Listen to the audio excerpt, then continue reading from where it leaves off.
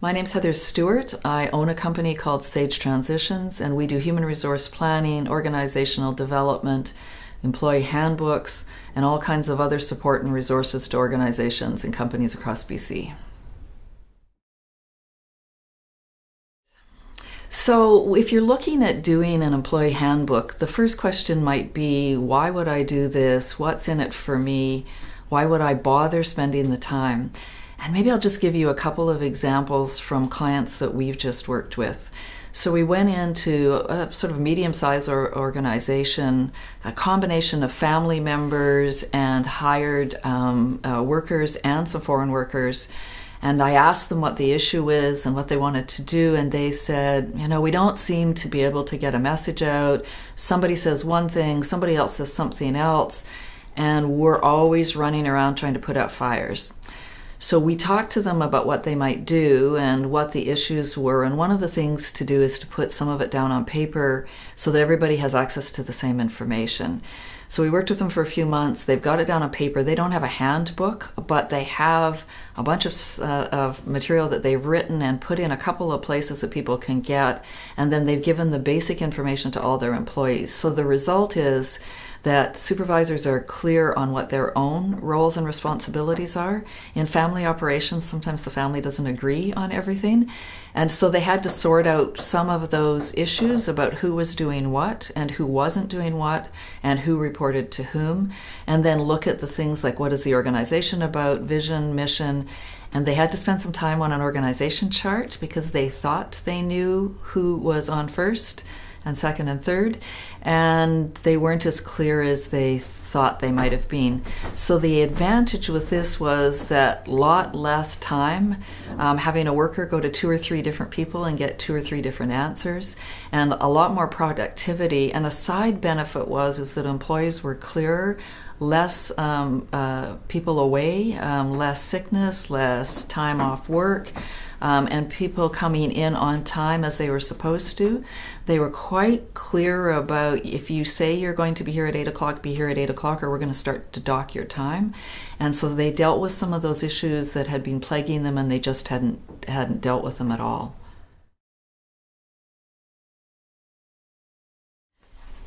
In any operation, when you get new employees who start with you, or workers that have been with you for some time, I think it's a bit like welcoming people into your home, and you want to welcome them to your operation. You want them to know how important they are. And so your welcome message says, we want you here. This is a joint effort. This is a shared responsibility, and we are welcoming you into our business. Here's what we want. Here's what you want. Here's how we're going to do that together. Before you're thinking about doing a handbook, what do you have employees look at when they first start working for you? What do you do in your orientation program? And if you don't have a contract, and if you don't have something that employees read and thoroughly understand what's expected of them, then you need to look at Employee Handbook, because it does exactly that. And the purpose of the handbook is to make sure that literally everyone's on the same page. So maybe the contract for employment is that they have to review the handbook, that they have to understand what's there.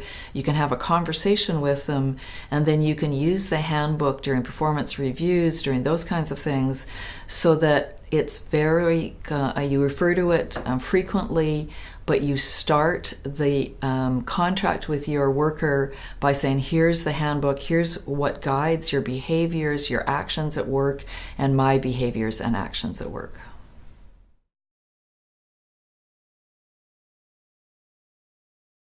One of the challenges, I think, of anybody starting working with a new employer or changing jobs is that you need to understand where the organization of the business has come from and how it's developed and where their markets are, where their customers are. The history really centers you and provides a foundation for what you expect of your employees and where you see yourself coming from and where you see yourself going. So considering that is really important. And if you've got a long family operation and you're the third generation running the operation, it might be really interesting for the worker, and it's a real place for you to explain what's important to you, why you're in operation, and why you've put this employee handbook together and what kind of guide it will be for everyone.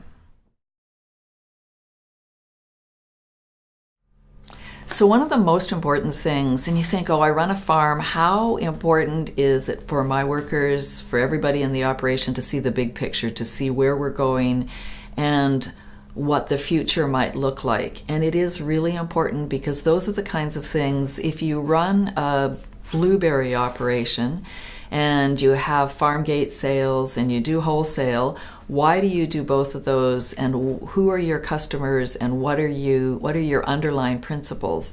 So the mission will give you the big picture, the where you're heading. The values piece is really important because it talks about how you do the work and what's important to you. Is it important that people are honest and trustworthy and produce high quality goods? Then those might be the kinds of values, and the values and the mission statement together establish where you're going and how you want to do the work to accomplish your goals.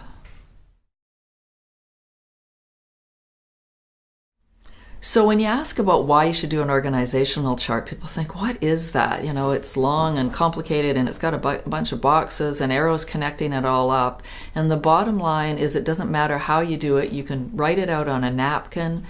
But what it needs to do is show who is accountable for what the roles and responsibilities are.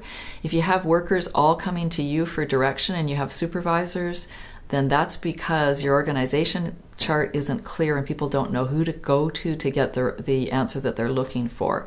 So spend the time doing it, figure it out with your supervisors, and it will really make a difference in terms of workload for everyone.